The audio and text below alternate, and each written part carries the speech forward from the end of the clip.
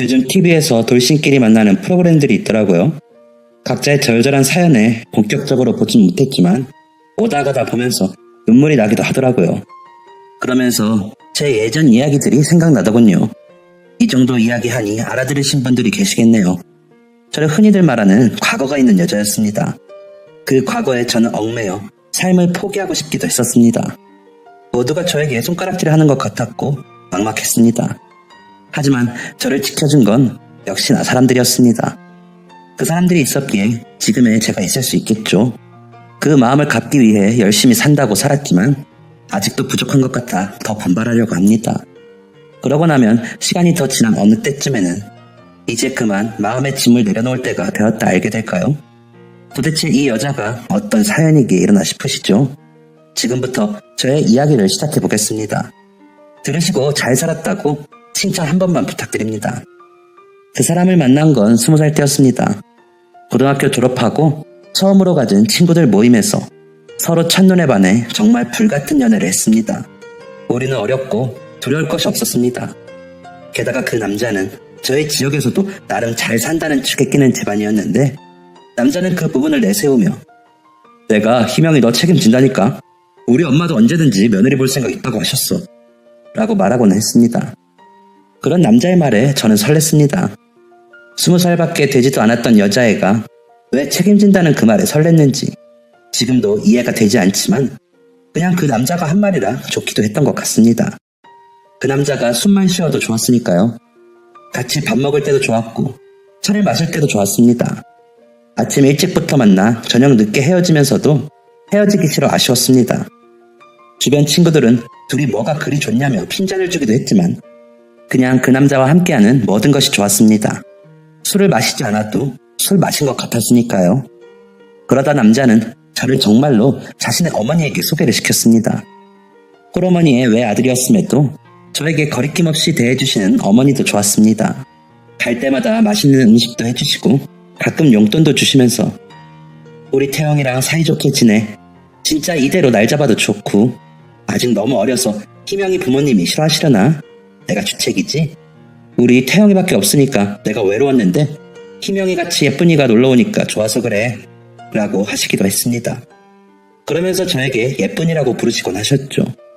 제가 잘 먹는 음식은 많이 하셔서 싸주시기도 하셨습니다. 그걸 본 엄마는 어머 감사해라 음식 솜씨도 좋으시네 라며 좋아하셨지만 이러다 우리 막내 일찍 시집가는 거 아니야? 엄마 그거는 싫은데 라며 눈물을 글썽이시곤 하셨습니다.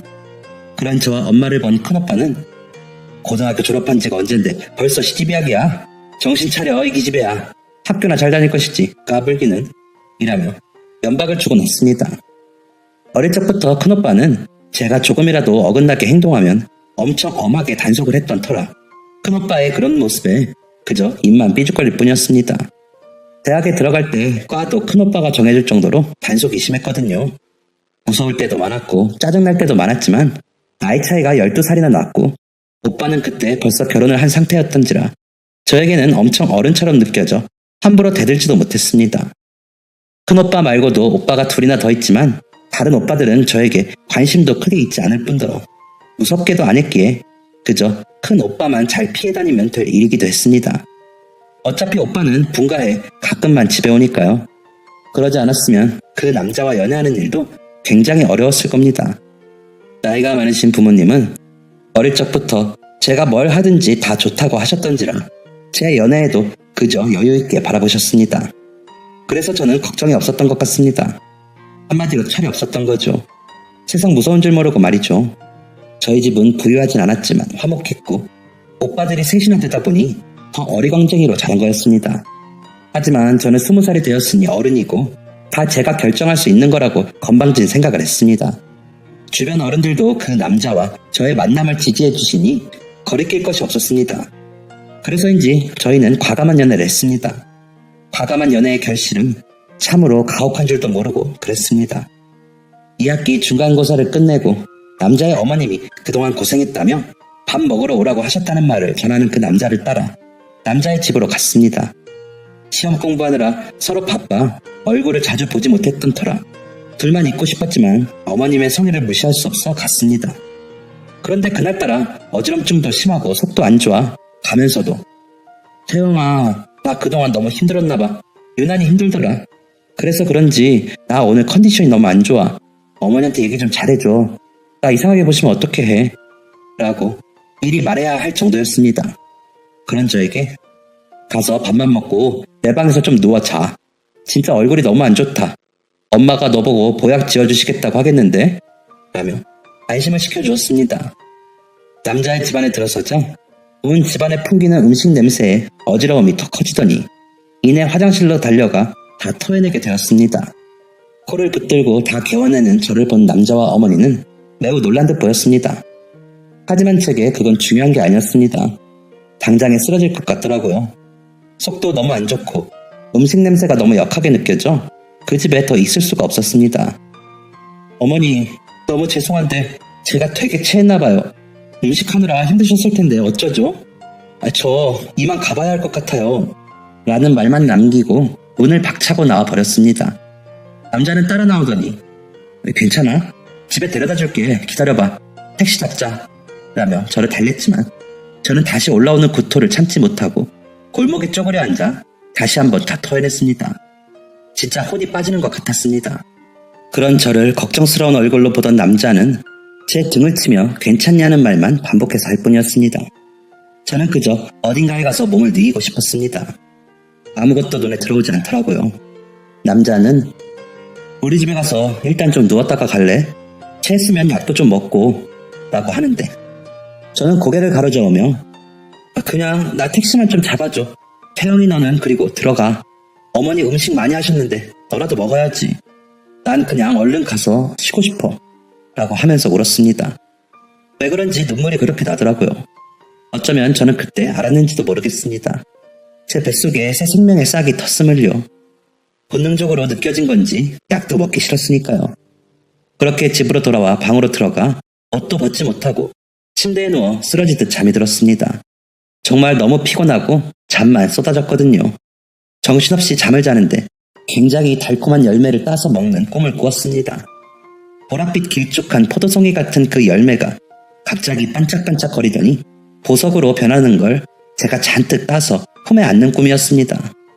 꿈이었지만 그 달콤함과 싱싱한 감촉이 생생했고 보석으로 변한 열매가 너무 예뻐서 귀하게 품에 안은 것이 진짜 같았습니다. 일어나 그 느낌이 사라지는 게 아쉬워 눈물이 날 정도였으니까요. 다시 한번 느껴보고 싶을 정도로 좋았거든요. 아침에 일어난 저를 본 엄마는 어제 많이 아팠어? 태영이 전화해서 걱정하더라. 놀란 것 같던데? 라고 하시는데 그제야 그 남자에게 연락을 해줘야겠다고 생각했습니다. 하지만 불안한 마음에 바로 연락을 할 수가 없었습니다. 확실히 해두는 게 좋을 것 같아 학교 앞 약국에서 임신 테스트기를 구입해 수업에 들어가기 전에 화장실로 향했습니다. 선명히 나타나는 두 줄에 화장실에서 차마 나오지를 못하고 정신을 놓고 있었습니다. 원래도 불규칙했던 월 행사에 그다지 신경 쓰지 못했는데 그만 임신이 되었던 거죠. 수업에 들어가지도 못하고 공중전화로 달려가 남자에게 삐삐를 쳤습니다. 약속 시간과 장소를 일방적으로 전하고 무조건 나오라고 했습니다. 평소와는 전혀 다른 방식이었기에 남자는 놀랐는지 저보다 먼저 약속 장소에 나와 있었습니다. 그래서 쓱 임신 테스트기를 내밀었습니다. 남자는 이게 뭐야? 이거 어떻게 된 건데? 라며 눈이 동그래져서 물었습니다. 그 물음에 대답도 못하고 저는 고개를 숙이고 울어버렸습니다. 남자와 만나고 나니 더 느껴졌거든요. 부모라는 이름이 어울리지 않을 정도로 저희는 어리고 무지했습니다. 그걸 깊이 깨닫는 순간 제가 느낀 감정은 절망이었습니다. 아무 말도 없이 울기만 하는 저를 한동안 아무 말도 없이 보던 남자는 걱정 마 희명아, 내가 너 책임진다고 했잖아. 일단 우리 엄마한테 먼저 말씀드리자. 그럼 방법을 찾아주실 거야. 라는 남자의 말을 따르는 수밖에 없었습니다. 저에게도 딱히 좋은 방법이 떠오르지 않았으니까요. 그대로 남자와 손을 잡고 그의 집으로 향했습니다. 전날 그렇게 토를 하고 가버린 저를 어머니는 반갑게 맞아주셨습니다. 고개를 푹 숙이고 우는 저와 더듬더듬 임신이라는 사실을 전하는 남자를 번갈아 보시던 어머니는 한숨만 크게 쉬실 뿐이셨습니다. 한참을 그러고 계시던 어머니는 일단 내일 병원부터 가자. 내일 나랑 병원부터 가, 응? 이라고 하시더니 어제 그러고 가서 전복죽 좀 쏘았어. 좀 먹어. 일단 먹어야 할 것 아니야. 라며 따뜻한 죽을 내미셨습니다. 훌쩍거리며 울던 저는 어머니가 내미시는 죽을 겨우 몇 숟가락 먹고 또 울었습니다. 앞으로가 두려웠거든요. 뭘 어떻게 해야 하는 건지 하나도 생각이 나질 않았습니다. 그런 제 손을 꼭 잡고 어머니도 같이 우셨습니다. 어머니도 막막하셨겠죠. 다음날 어머니를 만나 산부인과를 향했습니다. 검진을 기다리는 동안 머리가 어지럽고 속이 울렁거렸지만 콩쾅거리면서 뛰는 심장을 부여잡는 게 더 힘들었습니다. 순서가 되어 검진을 받으러 들어가면서도 제발 테스트기가 잘못된 것이길 바랐습니다. 하지만 제 심장보다도 더 콩쾅거리는 아이의 심장 소리가 들렸습니다. 의사 선생님은 같이 오신 분이 어머니세요? 임신입니다. 주수로 15주 정도 되었네요. 축하드려요. 라며 웃으시더라고요.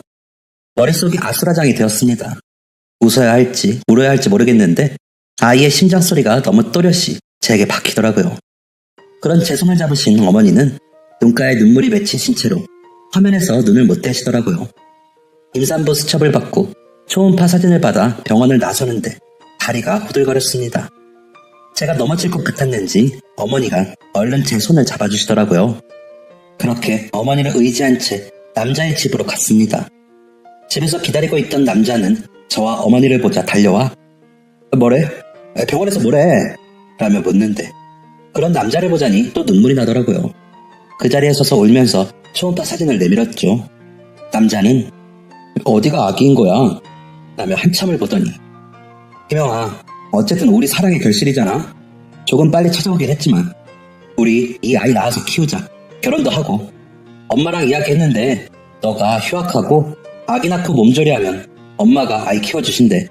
우리는 원래대로 학교 다니고 라며 저를 안아주더라고요.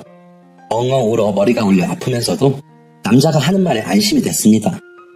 아이를 낳아 기를 수 있는 방법이 있다는 말에 마음이 놓였는지도 모르겠습니다. 그래서 고개를 끄덕이며 울었습니다. 그런 저희를 본 어머니는 그래, 내가 할머니니까 해야지. 어쩌겠니? 일단 부모님께 말씀드리고 한번 뵙자고 해. 라고 하시더라고요. 그렇게 집에 들어갔는데 큰오빠가 집에 와 있더라고요. 대뜸 저를 보더니 너 일찍 안 다닐래? 언제까지 그렇게 철이 없을래? 세상 무서운 줄 모르고 라고 인상을 쓰더라고요. 그런 오빠가 무서워 방으로 도망가면서 내가 애인가? 오빠는 괜히 라며 말대꾸를 하고는 문을 닫았습니다. 남자와 어머니에게는 집에 말하기로 약속하고 왔는데 큰오빠 때문에 도저히 그날 말을 못하겠더라고요. 그렇게 눈치만 보다 시간은 흘렀습니다. 점점 살이 찌고 배가 나오는데 그걸 감추고 학교 생활을 하자니 힘들긴 했지만 아이가 있다는 생각에 버틸 수 있었습니다. 어떤 아이일까 생각하면 웃음이 났습니다. 남자는 그런 채 마음을 헤아리기라도 하는 듯이 저를 위해 배려하느라 바빴습니다. 부모님께 임신 사실을 말하지 못하는 저를 좀 답답해하긴 했지만 기다릴 수 있다며 말해주곤 했죠. 병원에서는 24주가 넘자 이리저리 검사할 게 많다며 다음 검진 때도 아빠랑 꼭 같이 오라고 당부하셨습니다. 검진을 받고 나오며 이제는 정말 부모님께 말해야 한다고 다짐을 하고는 집으로 돌아왔습니다. 일부러 묶어놓았던 복대도 하지 않고 집으로 들어갔습니다. TV를 보시던 엄마와 아빠는 저를 보시더니 눈이 동그래지시더니 너 배가 왜? 라며 물으시더라고요. 아무 대답도 못하고 울면서 서 있는 저를 거실에 앉히시더니 너 설마? 라며 채근하셨습니다. 산모 수첩을 꺼내는 저를 보신 엄마는 이놈의 길집애가 정말? 이라며 제 어깨를 마구 때리셨습니다. 저는 배를 감싸 안고 울기만 했죠. 아빠는 한참을 망연자실해 계시더니 그놈한테 연락해서 오라고 해. 뭐라고 하는지 드러나 보자. 라고 하시더니 방으로 들어가셨습니다. 엄마는 태영이 집에서도 아니? 도대체 이렇게 될 때까지 왜 말을 안 했어? 너 이러고 학교를 다닌 거야? 라며 물으시기에 이번 학기 끝내고 휴학할 거야. 아이 낳으면 어머니가 키워주신댔어. 라며 울었습니다. 그러자 아이고 퍽도 너 나이가 몇 살인데 애를 낳아 이 등신아. 라며 가슴을 치시더라고요. 엄마의 그런 반응을 예상하긴 했지만 그래도 서운했습니다. 왜 남자의 어머니처럼 우리 둘 사이의 결실인 이 아이를 받아들여주지 않는지 원망스럽기도 했고요. 어떻게든 아이를 지켜야 한다는 생각에 배를 감싸 안고 엄마로부터 지키려고 애를 썼습니다. 오빠들은 다행인지 늦게 들어와 그 난리를 보진 못했습니다. 그렇게 한바탕 난리가 난 집은 밤이 늦어졌어야 잠잠해졌습니다. 일단 집에 말씀은 드렸지만 이제 남자가 집으로 찾아오고 부모님들을 만나게 하는 순서가 남았었습니다. 이렇게 시집을 가게 되는 게 부모님께 죄송했지만 사랑의 책임이라 생각했습니다. 이런 방법이 최선이라고 생각했습니다. 다음날 아침 남자에게 전화를 걸었지만 받지 않더군요. 남자 방에 전화가 따로 놓여 있어 그 시간에는 전화를 받는데 받지 않더라고요.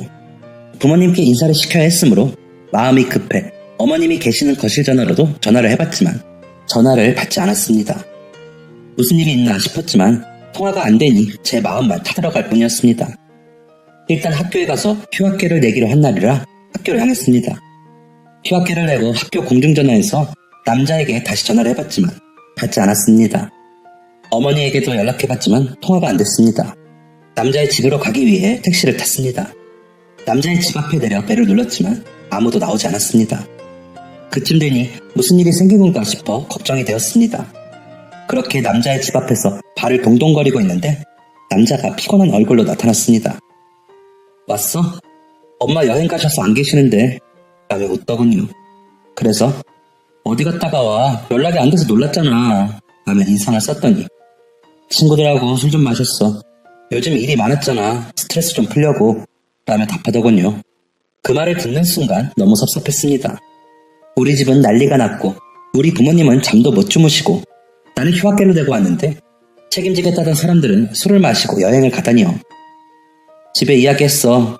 아빠가 와서 이야기하라셔. 그러고 나서 부모님 만나는 자리 만들어야 할 거 아니야. 나 오늘 휴학계도 내고 왔어 라며 더 인상을 쓰며 말했습니다. 그러자 남자는 갑자기 정색을 하더니 근데 왜 인상을 쓰고 이야기하냐? 너 임신한 게 내 책임만 있냐? 내가 너를 억지로 그런 것도 아니고 책임진다고 했잖아. 너만 힘들어? 나도 힘들어.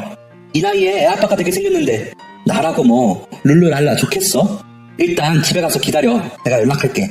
엄마 여행 끝내고 오시면 갈 테니까 기다려 라며 화를 내더니 집으로 들어가 버렸습니다. 길거리에 버려진 것 같은 기분이 들어 남자를 따라 들어갈까 싶었지만 남자는 배를 눌러도 문을 열어주지 않았습니다. 갑자기 세상이 더 깜깜하게 느껴졌습니다. 남자의 태도가 그동안과 너무나 달라졌기에 불안하고 무서워졌습니다. 그리고 한 달 동안 남자는 연락이 힘들었습니다. 겨우 통화가 되어 검진받으러 병원 앞으로 오기로 약속을 했음에도 나타나지 않았습니다. 어머니도 내가 요즘 큰일 앞두고 정신이 없네. 주변 사람들에게도 내가 은근 귀띔을 하려면 이리저리 만날 사람도 많고 부모님 뵙는 거는 일단 내가 다시 연락할 때까지 기다려. 응? 이라며 황급히 전화를 끊기 일쑤였습니다. 배는 점점 불러오고 남자는 나타나지 않자 저희 집에서는 더 난리가 났습니다. 엄마는 도대체 그놈이랑 연락은 되는 거니? 왜 안 와? 아니면 내가 그 집으로 갈까? 너희 오빠들도 다 알게 생겼어. 어쩔 거야? 너희 둘째 오빠는 여자 데리고 온다는데 너 배는 점점 더 불러오는데 그놈은 언제 나타나니? 응? 이라며 채근을 하셨습니다. 너무 무서웠습니다. 배는 더 이상 감출 수 없을 만큼 나와 큰오빠가 올 때면 방에 숨어서 나가지도 못했습니다. 밖에 외출도 겨우 해야 할 판이었습니다. 20살의 어린 딸이 결혼도 안 하고 임신을 했다는 걸 누가 알게라도 할까봐 부모님은 전전긍긍 하셨으니까요. 저도 창피해 친구들도 만나지 못했습니다. 남자와는 점점 더 통화도 힘들었습니다. 어머니와도 겨우 통화가 되면 어머니는 미안하다. 에휴, 나도 이게 무슨 일인지 모르겠다. 희명아. 미안해. 라며 전화를 끊곤 했습니다. 어떤 날은 무슨 말을 하려다가 멈칫거리더니 옆에서 남자가 뭐야 끊어 하면서 강제로 전화를 끊어버리기도 했습니다. 그런 일들이 계속 반복되니 알겠더라고요. 저는 남자에게 버림받은 것이었습니다. 달콤한 말로 저를 떼어내고 이렇게 임신까지 하게 만들어 놓고 저를 버린 것이었습니다. 다 책임지고 아이를 키우게 해주겠다던 그 사람의 엄마도 마찬가지라고 생각하니 소름이 끼쳤습니다. 그런 생각이 들고 나니 그냥 앉아서 그 남자의 연락을 기다리고만 있을 수가 없었습니다. 남자와 그의 어머니를 만나야 했습니다. 새벽에 일찍 남자의 집으로 가 배를 눌렀습니다. 진짜 몇십 번을 눌렀던 것 같습니다. 그 남자의 어머니가 나오더니 희명아, 너가 답답한 거 내가 왜 모르겠니? 그런데 사람 인연은 억지로 잊지 못하는 거야. 이거 가지고 가서 아이 낳고 아이는 입양을 보내든지 해라. 너도 너 인생이 있는데 미련하게 아이 키운다고 고생하지 말고 아니면 내가 알아봐 줄까? 너희 부모님께는 죄송한데 너희 부모님도 너가 저지른 일에 약간 책임지셔야지. 우리 그렇게 마무리하자. 태영이가 도저히 안 되겠나 봐. 그걸 내가 억지로 잡아 끈다고 될 일도 아니고 라면서 대문 안으로 들어가려 했습니다. 그런 어머니를 붙들고 어머니, 태영이 한 번만 만나게 해주세요. 어머니 제 매 좀 보세요. 아들이래요. 어머니도 아들 원하셨잖아요. 어머니 왜 이러세요? 이제 와서 애를 어떻게 해요? 어머니 제발 이러지 마세요. 라며 빌었습니다. 그래도 돌아보지 않는 어머니 다리를 붙들고 무릎까지 꿇고 빌었습니다. 그런데도 어머니는 그 돈이면 아이 낳고도 새 출발할 때 힘들지 않을 거야. 그리고 희명아, 너도 네 인생 생각해. 미련하게 굴지 말고 라더니 제 손을 뿌리치고 들어가 버렸습니다.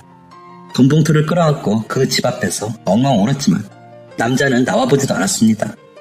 남자의 방 창문에 불이 켜지는 것을 보았지만 창문도 열어보지 않더라고요. 집으로 돌아가야 하는데 도저히 용기가 안 났습니다. 지금까지 기다려준 부모님께 이 이야기를 어떻게 해야 할지 모르겠고 오빠들까지 알게 되어 일이 커지면 제가 어떻게 감당해야 할지 모르겠더라고요. 그래서 일단 산부인과와 가장 가까운 곳의 여관에 방을 하나 얻었습니다. 그리고 그날부터 거기서 지냈습니다. 출산 예정일까지 2달 정도 남았으니 그렇게 지내다 남자에게 다시 연락해 아이를 보여주면 생각이 달라질 거라고 생각했습니다. 지금은 혼란스러워 그럴 수 있지만 막상 태어난 아이를 보면 다시 전처럼 다정한 사람으로 돌아올 거라고 생각했습니다. 아마 집은 난리가 났겠죠. 배가 부른 딸이 갑자기 사라졌으니 부모님은 엄청 걱정을 하셨을 겁니다. 어쩌면 잘 사라졌다고 하셨을 수도 있죠. 이런저런 생각들을 하다 제 처지가 너무 비참해 그 작은 여관방에서 울었습니다. 그럴 때면 뱃속의 아이는 저를 위로라도 하듯이 발로 차면서 자신의 존재를 알려주었습니다. 아마 그 움직임이 없었다면 저는 그때 나쁜 생각을 했을 것 같습니다. 그 작은 움직임에 저는 비참하고 초라했지만 버틸 수 있었죠. 미안한 마음에 아이에게 아이야, 아빠가 우리 아가 얼굴만 보면 마음이 달라지실 거야. 그러니까 우리 조금만 힘내자. 알았지? 라며 말하곤 했습니다. 그럴 때도 꼼지럭하며 움직이는 아이의 느낌에 저는 눈물이 났습니다. 그렇게 버티고 버티던 아침에 배가 아파오기 시작했습니다. 처음에는 화장실이 가고 싶은 줄 알고 화장실에 가봤지만 확연히 다른 통증이더라고요. 병원에서 알려준 대로 아픈 간격을 재보았더니 3분 정도 간격으로 진통이 오더라고요. 병원에 연락을 하고 싸놓았던 가방을 챙겨 여관 주인에게 택시 좀 잡아달라 부탁을 하고 계단을 내려갔습니다. 겨우 1층에 도착해 택시가 오기를 기다리는데 무언가 주르륵 흐르는 게 느껴졌습니다. 그러더니 견딜 수 없을 만큼 고통스러운 진통이 오더라고요. 택시가 도착했고 겨우 정신을 붙들고 병원 이름을 말씀드렸습니다. 다행히도 아기 엄마 조금만 참아요. 내가 얼른 가볼게. 라며 위로해주시는 기사님을 만나 병원에는 무사히 도착할 수 있었습니다.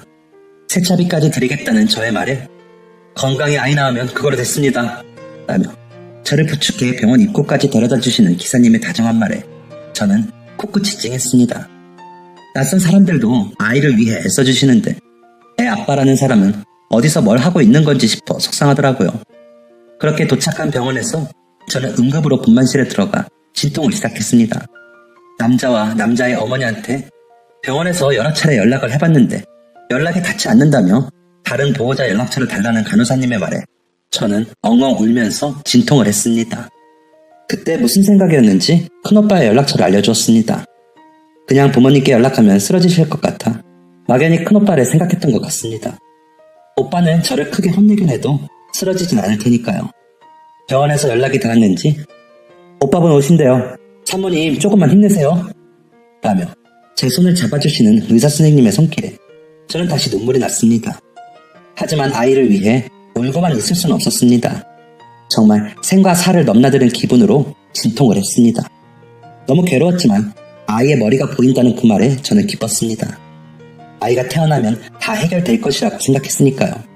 병원에서 연락을 했으니 늦게라도 남자가 어머니의 손을 잡고 나타나 그동안 미안했으니 아이와 함께 집으로 가자고 할 것이라고 생각했으니까요. 그러면 그때는 단숨에 알았다고 하지 말고 조금은 잰 후에 허락하겠다는 생각도 했던 것 같습니다. 그러다 일순간 세상의 모든 것이 정지했다는 생각이 들 만큼 아프더니 응애 하는 울음소리가 들렸습니다. 품에 안겨오는 아이를 보니 고통이 하나도 괴롭지 않았습니다. 이 아이와 함께라면 뭐든지 다 할 수 있겠다는 생각이 들었습니다. 젖을 물려보라며 간호사가 젖을 물리자 제대로 빨지도 못하면서 쪽쪽거리는 아이의 그 입이 너무 예뻤습니다. 벌겋고 쪼글쪼글한데도 아이는 남자와 매우 닮았었습니다. 이제 남자만 나타나면 될 일이었습니다. 아이가 신생아실로 가고 저는 병실로 옮겨졌습니다. 온몸이 땀으로 범벅이 되어 엉망진창이었는데도 제가 더럽게 느껴지지 않았습니다.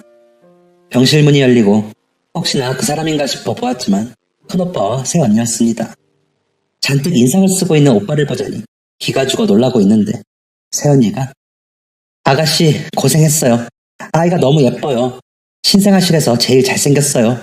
라며 제 손을 잡아주었습니다. 아무 말도 못하고 있는데 오빠가 그놈은 연락 안 돼? 라고 묻는데 저는 눈물만 흘릴 뿐이었습니다. 그러자 새언니가 당신은 지금 왜 그런 소리를 해요? 아가씨 울지 마요. 눈 나빠져요. 몸조리가 얼마나 중요한데요. 라며 저를 달랬습니다. 퇴원을 하는데도 남자와 그의 어머니는 나타나지 않았습니다. 큰오빠 내외는 저를 데리고 본인들 집으로 가더군요. 새언니는 아이들은 저희 친정으로 보냈어요. 아이들 한 달은 거기서 지낼 거예요. 라면서 저를 방으로 안내해 주었습니다. 그렇게 저는 오빠네 집에서 몸조리를 했습니다. 그렇게 한 달이 지나고 저는 남자의 방으로 전화를 했습니다. 정말 마지막이라는 심정으로 걸었죠. 한참이 울리고 전화를 받은 남자의 목소리에 나야 라고 했더니 남자는 아무 말도 없었습니다. 나 아기 낳았어. 아들이야. 언제 보러 올래? 라고 물었더니 내가? 우리 엄마랑 이야기 다 된 거 아니었어? 나 이 보육원이나 입양기관에 갈 때나 연락해. 그땐 나도 같이 가줄게. 그런데 뭐 아이를 키우자거나 이런 거면 연락하지 마. 너 돈도 받았다며. 돈 더 줘? 라고 말하는 남자에게 저는 뭐라고 해야 할지 모르겠더군요. 아이가 자고 있어 소리도 못 지르겠고요. 황당함과 서러움에 눈물만 흘렸습니다. 제가 훌쩍이자 남자는 야 그만 울어. 생각해보고 입양 보낼 거면 엄마한테 연락해. 너도 이제 그만 정신 차려. 라며 전화를 끊었습니다. 아이만 태어나면 다 해결될 거라고 생각했던 저는 망치로 머리를 세게 맞은 것 같았습니다. 아이와 저는 그대로 버림받은 것이었습니다. 그런 아이를 남자의 말처럼 버릴 수도 없었습니다. 아이에게 그것만은 절대 할 수가 없었습니다. 전화를 끊고 아이를 안고 울고 있는데 새언니가 방으로 들어오더니 아가씨 밥 먹어요 얼른 이라며 저를 끌고 나갔습니다. 겨우 끌려나가 밥을 먹는데 도저히 넘어가지 않더군요. 그래서 깨작거리자 아가씨 이러면 어떻게 아이를 지키겠어요. 얼른 더 먹어요. 그래야 아이도 아가씨도 살아요. 얼른 이라며 아이를 안고 눈물을 훔치며 제게 밥을 권했습니다. 그리고 그날 저녁 퇴근하고 돌아온 오빠는 새언니와 저를 거실에 앉히더니 김영아 잘 들어. 너희 새언니랑 부모님이랑 이야기해봤는데 아이 놓고 너는 집으로 가. 가서 복학도 하고 너 할 일 해.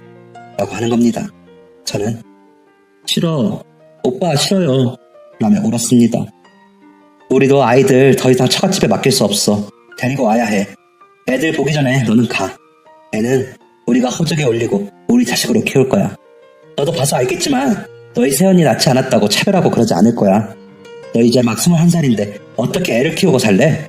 오빠한테 맡기고 너는 너 인생 살아. 아이 본다고 자주 오지도 말고 지금 우리 애들 보듯이 그러고 살아. 너 집으로 가면 어학연수 3개월 다녀오고 돌아와서 복학해. 라는데 저는 아무 말도 못하고 엉엉 울기만 했습니다. 다음날 아침 새언니는 아무 말도 없이 저의 손을 잡고 튕긴 가방을 쥐어주었습니다. 안 가겠다고 버텨봤자 소용이 없다는 걸 안 저는 그저 묵묵히 오빠 집을 나와 집으로 향했습니다.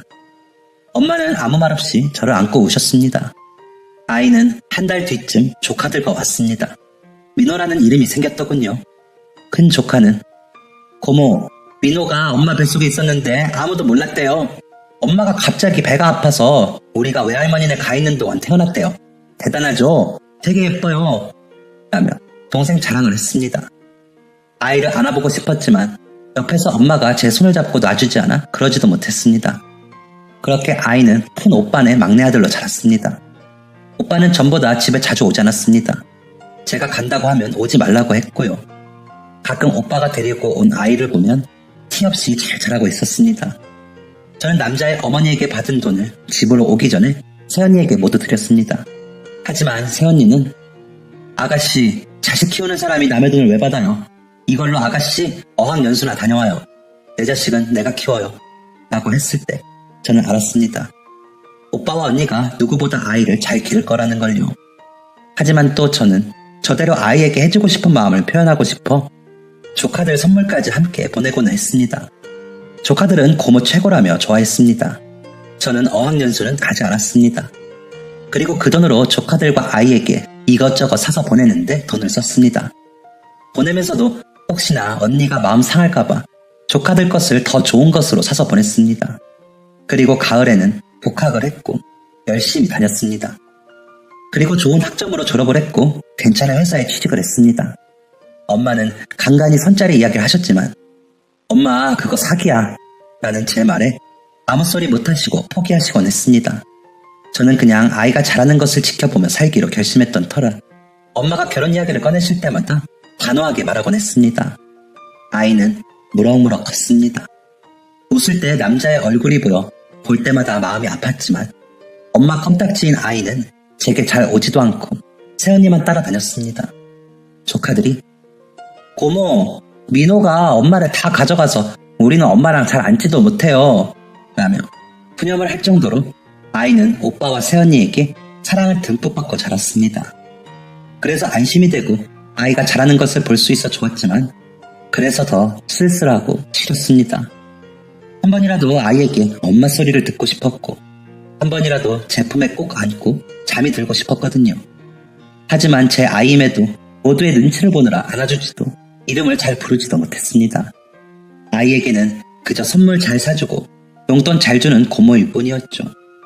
그것만으로도 저는 만족하며 그저 아이를 바라보았습니다. 주변에서는 그런 저의 사정을 모르니 수녀가 될 거냐, 눈이 높냐, 골드미스다 라며 그저 일밖에 모르는 여자로 여겼습니다. 30대 후반이 되어서는 그런 시선들이 더 심해졌죠. 아이가 고등학생이 되고 저는 아이 학원비라도 보태고 싶어 오빠에게 말을 꺼냈다가 내 새끼 내 형편대로 키운다. 너는 그저 좋은 고모 노릇이나 해. 오지랖 부리지 말고 라며 혼만났습니다. 둘째 오빠와 셋째 오빠네 조카들에게도 다 해준다고 했는데도 큰오빠는 그럼 걔들이나 해줘. 우리 애들은 내가 알아서 해 라며 딱 잘라 말하는데 너무 섭섭했습니다. 아이에게 아무것도 못하게 하는 그 마음을 헤아릴 수는 있지만 그래도 너무 야박하게 구니까요. 오빠에게 그렇게 거절을 당하고 속상한 마음에 집 앞에 있는 작은 호프집에 가 안주도 없이 소주를 마시고 있는데 누군가 아는 척을 하더라고요. 돌아보니 일 때문에 만난 협력사 과장님이었습니다. 아, 희명 팀장님, 집이 이 근처세요? 이렇게 뵈니까 또 반갑네요. 라는데 대충 인사를 하고 혼자 시간을 보내려는데 혼자 드시게요? 저도 혼자 왔는데 같이 드실래요? 라며 말을 더 이어가더군요. 그래서 혼자 좀 생각할 게 있어서요. 죄송합니다. 불편하시면 제가 자리를 피해드릴까요? 라고 말을 하자 그쪽에서 아, 네, 죄송합니다. 제가 눈치가 없었네요. 하더니 계산을 하고 나가더라고요. 그래서 마저 마시던 소주를 마시고 계산을 하려는데 아까 인사하신 손님이 계산 다 하셨어요. 라고 하기에 놀라 따라 나와보니 안 계시더라고요. 그러다 일하면서 만나게 돼 술값 이야기를 했더니 아유, 저희 잘 봐달라고 로비한 겁니다. 라며 웃고 마시더라고요. 근데 그 서글서글함이 편하게 다가왔습니다. 몇 년 전 교통사고로 사별하신 분이라 너무 안타깝다는 다른 직원들의 이야기를 들은 후라 그런지 마음이 쓰이더라고요. 그래서 술값을 갚겠다고 했습니다. 그날 이후 우리는 종종 소주 한잔하는 사이가 되었습니다. 처음엔 일 이야기만 나누었는데 점점 속의 이야기도 나누게 되더군요. 과장님은 아직도 아침에 일어나면 인기척이 없는 게 이상해요. 그 사람이 참 부지런해서 아침 준비를 열심히 해줬었거든요. 저녁도 마찬가지고요. 그렇게 지낸 게 1년도 채 되지 않는데도 아직도 그래요. 그래서 일부러 나와서 술을 마셔요. 집에 있는 게 너무 허전해서요. 라며 쓸쓸히 웃었는데 그 모습이 참 마음 아팠습니다. 그래서 다른 이야기를 해볼까 하다가 제 이야기를 시작했습니다. 한참을 아무 말도 없이 제 이야기만 듣던 과장님은 그래도 팀장님은 아이도 있고 잘하는 걸 볼 수 있었잖아요. 부럽네요. 저는 아이 얼굴도 못 봤어요. 심장 소리만 겨우 들었거든요. 라더니 고개를 숙이고 울기 시작했습니다. 그러더니 팀장님, 우리 서로 비밀 하나씩 안 거예요. 아무한테도 말하지 않기로 약속해요. 라면서 새끼손가락을 내밀더라고요.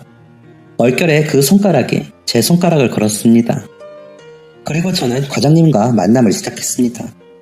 누가 먼저 사귀자고 하진 않았지만 보통의 연인들의 데이트를 하고 있더라고요. 과장님은 배려가 많은 사람이었습니다. 다정하고 제 입장을 잘 헤아려주는 모습이 보였습니다. 이 사람이라면 결혼을 해도 나쁘지 않겠다는 생각을 하게 되었습니다. 과장님도 제 생각과 같았는지 나 이사를 좀 하려고 해요. 그런데 그 사람 짐은 버리지를 못할 것 같아요.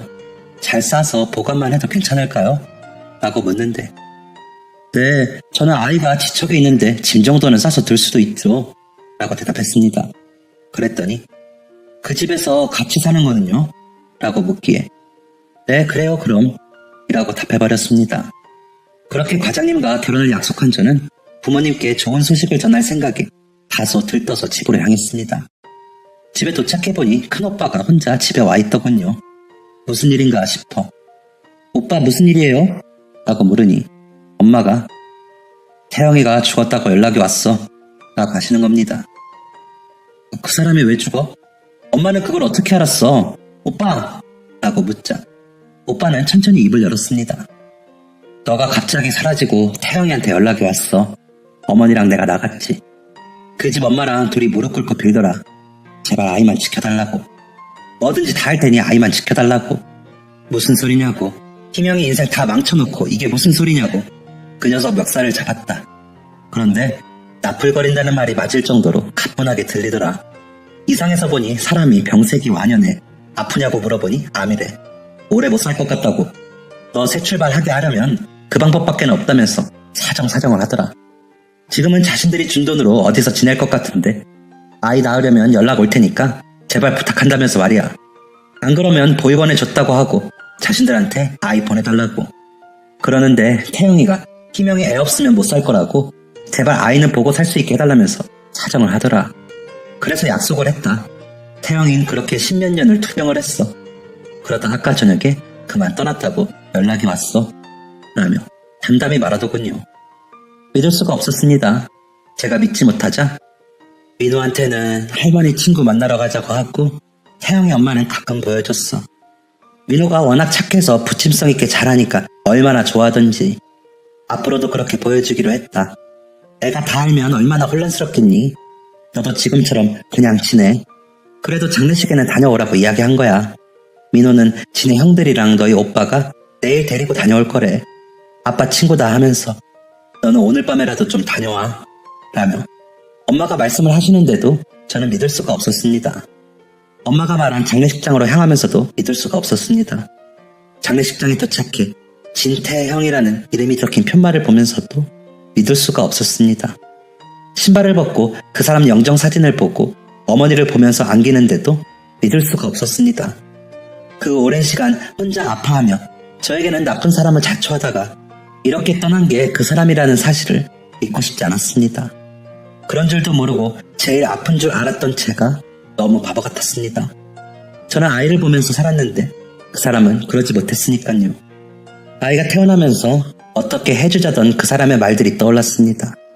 놀이동산도 자주 가지고 싶다고 했었고 텐트 가지고 무작정 여행도 가고 싶다고 했었고 아이가 맞고 오면 다 무찔러주겠다고 말하며 천진하게 웃던 그 사람의 모습이 떠올라 너무 괴로웠습니다. 어머니는 많이 늙고 수척해지셔서 처음엔 몰라볼 정도였습니다. 빠르고 거칠어진 손으로 제 손을 잡으면서 희명아, 태영이가 많이 미안했어. 너한테 너무 못되게 이야기해서 미안하다고. 나도 미안하다. 진심이 아니었어도 많이 아프게 해서 미안해. 라며 우셨습니다. 벌써 10수년이 지나 아이가 고등학생이 되었는데도 마치 어제 일인 것처럼 느껴지는 그 일이 거짓이라는 걸 이제야 알아서 속상했습니다. 그저 어안이 벙벙할 뿐이었죠. 그렇게 장례식장을 3일 동안 지켰습니다. 그래야 할 것 같아서요. 오빠는 아이들을 데리고 와서 인사를 하고는 갔습니다. 민호는 그런 자리가 어색하고 이상했는지 두리번거리다 갔습니다.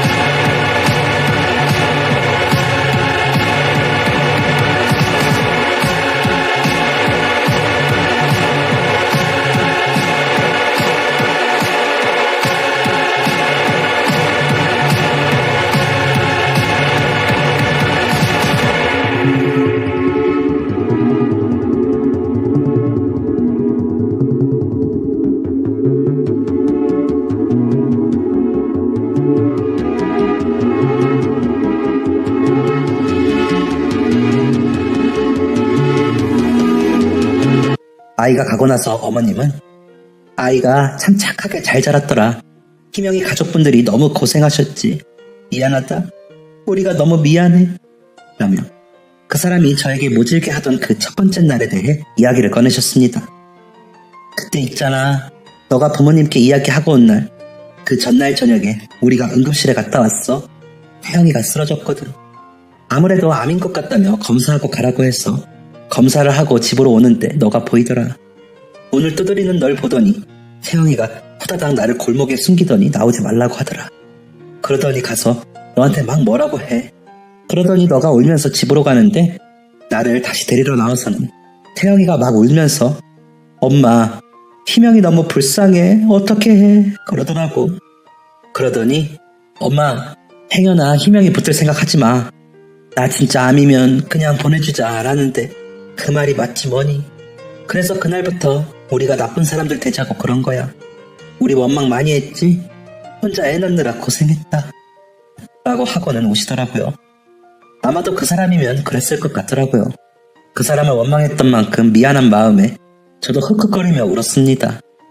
20살의 제 상처는 그렇게 그 사람과 함께 눈물로 떠나보냈습니다.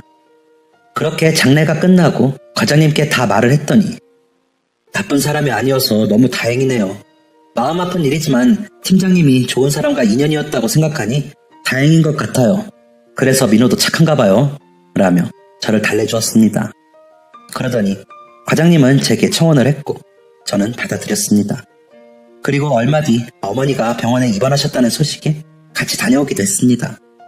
어머님이 돌아가셨을 때도 같이 가서 장례를 치르는데 돕기도 했고요. 어머님은 모든 재산을 민호와 제 앞으로 남기셨습니다. 아이가 아직 학생일 때라 그 돈은 당분간 건드리지 말자고 오빠가 그러셔서 그러기로 했죠. 그러다 아이가 대학에 합격했다는 소식을 듣고 남편이 그러더군요. 저기 여보, 이제라도 민호를 데려오는 건 어때요? 라고요. 무슨 소리인가 싶어 선뜻 대답도 못하고 있는데 형님께 그동안 고생하셨다고 상속받은 돈은 다 드리고 아이는 이제라도 우리가 데리고 와서 부모 노릇 해봐요. 아이에게 친아버지 이야기도 해주고 우리 그렇게라도 엄마 아빠 소리 들어봅시다. 물론 민호 생각이 제일 중요한데 당신 엄마 소리 듣고 싶잖아. 라고 하더군요. 너무 고마워서 말도 나오지 않았습니다. 그저 눈물만 흘렸죠. 그러더니 남편은 오빠와 며칠 동안 이야기를 한참 주고받았습니다. 그렇게 아이에게 모두 털어놓던 날 아이는 안 그래도 혈액형이 저만 AB형인 게 이상했어요. 저는 입양아인가 했죠. 모두들 너무 잘 대해주셔서 좋은 분들께 입양이 된 건가 했어요. 라며 놀라면서도 잘 받아들여줬습니다. 그리고 저희 집으로 와 지냈습니다.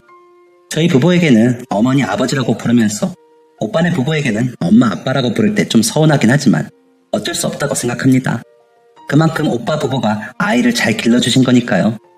아이에게도 상속받은 재산을 이야기하고 양도에 대해 이야기했더니 흔쾌히 좋다고 하더군요.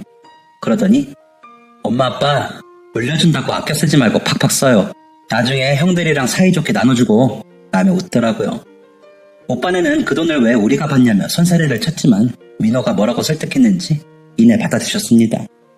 민호가 처음으로 저에게 고모가 아니라 어머니라고 부른 날 화장실로 가 얼마나 울었는지 모릅니다. 민호가 어느덧 30살이 넘어 얼마 전 결혼하고 싶다며 아가씨를 데리고 왔습니다. 오빠네에도 인사를 간다며 다녀왔더라고요. 남편은 아이가 진짜 너무 착하다며 저런 아이 아버지라서 감사하다고 하더라고요. 저 역시 같은 생각입니다. 고마운 아이이죠. 그 사람에게 저런 아이를 남겨주어 감사하다고 하곤 합니다. 가끔 어머니와 나란히 모셔놓은 납골당에 다녀오거든요. 제가 남편의 전처 제사를 지내주니 본인도 그렇게 하자고 하지만 제가 그렇게는 못하겠더라고요. 그래서 그냥 납골당에 다녀오는 것으로 대신하고 있습니다.